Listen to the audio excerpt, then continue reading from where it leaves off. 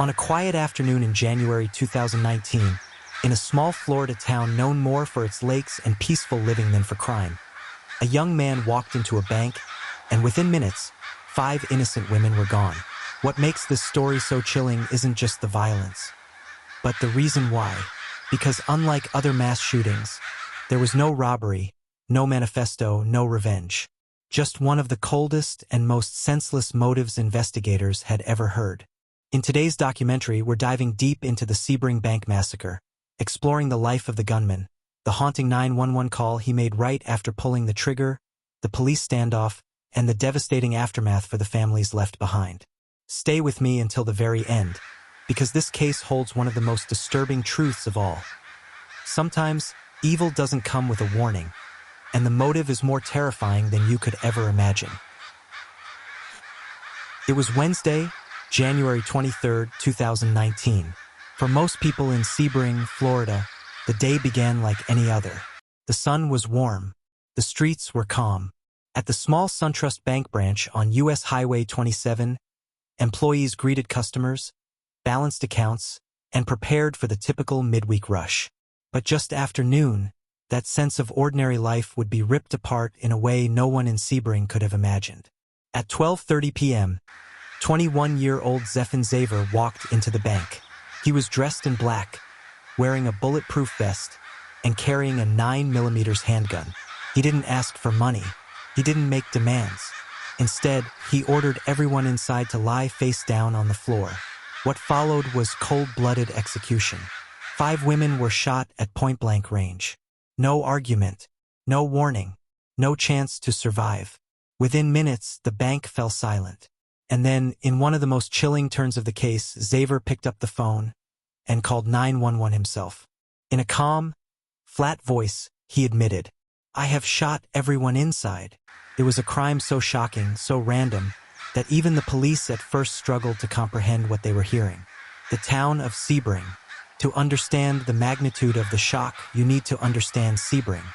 Located in central Florida, Sebring is known as the City on the Circle. It's famous for its lakes, its old Florida charm, and the Sebring International Raceway, which draws tourists for endurance car races. But outside of that, it's a quiet, small town. Retirees make up a large part of the population. Families raise children in neighborhoods where people know their neighbors. Serious crime is rare. The idea of a mass shooting in Sebring seemed unthinkable. And yet, Sebring was about to become known not for its peaceful charm, but for a massacre. The victims inside the bank that day were 5 women, each one a daughter, a mother, a friend, a wife. Marisol Lopez, 55, a mother of 2, known for her kindness and devotion to family. Anna Pinion Williams, 38, a mother of 7 children, deeply involved in her church and a pillar of her community. Cynthia Watson, 65, nearing retirement after a long career in banking. She had plans to spend more time with her grandchildren. Jessica Montague, 31, young, ambitious, and full of life. She dreamed of building a future for herself and her loved ones. Deborah Cook, 54, vibrant and joyful. She was remembered as the kind of person who brought laughter wherever she went. None of them were supposed to die that day. Their only mistake was being inside a bank when a killer walked in. The killer? Who was Zephen Xaver? To many, Zephen Xaver was a mystery, a young man whose life seemed unremarkable until it spiraled into violence. Born in Indiana in 1998, Xaver was described as a quiet child. He was socially withdrawn and often isolated. He didn't have many friends. Instead, he spent most of his time alone, playing violent video games and immersing himself in dark fantasies. As he grew older, disturbing behaviors emerged. His ex-girlfriend later revealed that he often talked about killing people.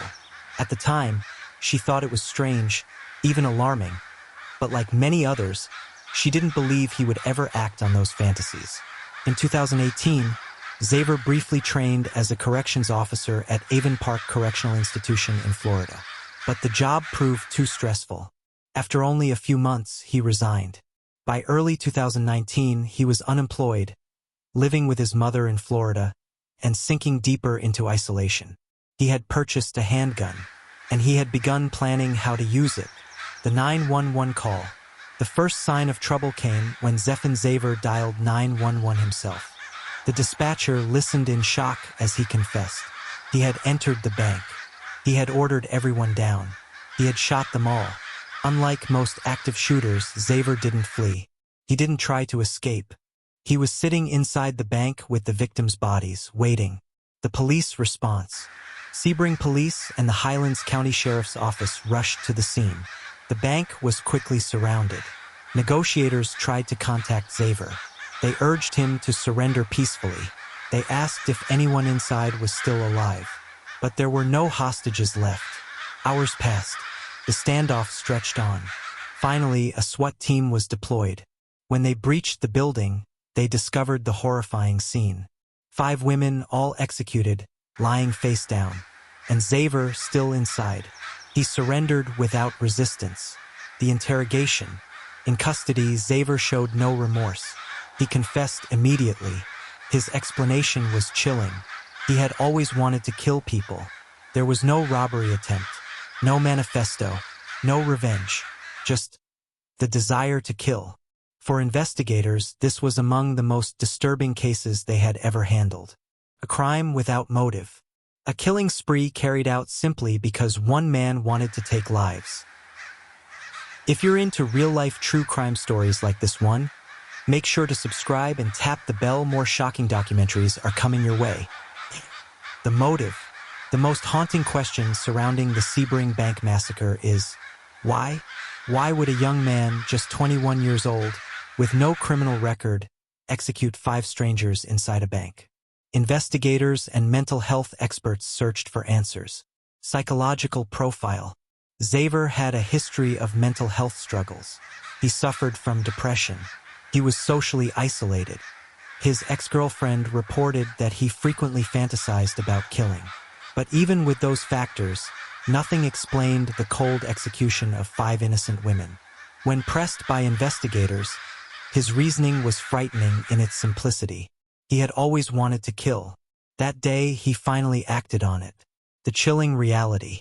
Unlike other mass shootings, there was no clear trigger, no political ideology, no racial hatred, no workplace dispute. The randomness of the massacre made it all the more terrifying. Could have been anyone, anywhere. The only thing that mattered was that Xaver wanted to kill. The trial. Xaver was charged with 5 counts of first-degree murder. At first, he pleaded not guilty. His defense team hinted at mental illness and possible insanity defenses. But the evidence was overwhelming. He had confessed on tape. He had surrendered at the scene. After years of legal proceedings, in December 2022, Xaver changed his plea to guilty. In exchange for avoiding the death penalty, he was sentenced to life in prison without parole. For the families, justice was served, but closure was impossible. The community response. Sebring was devastated. A town known for its peace and simplicity was suddenly defined by tragedy. The SunTrust Bank branch where the massacre occurred never reopened. It was permanently closed, the building left as a haunting reminder of that day. Memorials were held each year. Scholarships and community initiatives were created in the victims' names. Vigils lit up the night sky, as the community vowed never to forget. But for the families, the loss was permanent. 7 children grew up without their mother, Anna. Marisol's family faced holidays without her presence. Jessica's future was stolen. Cynthia's grandchildren lost a grandmother. Deborah's laughter was silenced forever. The legacy. The Sebring Bank Massacre remains one of Florida's most shocking crimes. Not because of its scale, 5 victims is fewer than other mass shootings, but because of its senselessness. A young man with no clear motive executed 5 innocent people at random. The case forced Florida and America to once again confront issues of mental health, gun access, and the terrifying truth that sometimes violence happens without warning. The crime. A senseless execution of 5 women inside a small-town bank. Relationships. 5 innocent victims with families and futures. Community scarred forever. The investigation. A swift police response, a confession, and a trial. Motive none. just the desire to kill, the most chilling motive of all. Ending, life in prison for the killer. A town left to grieve, families left to pick up the pieces. But above all, this story is not about Zephen Xaver. It is about the 5 women whose lives were stolen. Marisol Lopez, Anna Pinion Williams, Cynthia Watson, Jessica Montague, Deborah Cook. Their names deserve to be remembered. Their lives deserve to be honored. The Sebring Bank Massacre is a story of unimaginable loss. But it is also a reminder. In the face of tragedy, we must remember the victims, not the killer. Now that you've heard the full story of the Sebring Bank Massacre, I want to know what you think. Why do you believe someone like Zephen Xaver committed such a senseless act with no clear motive?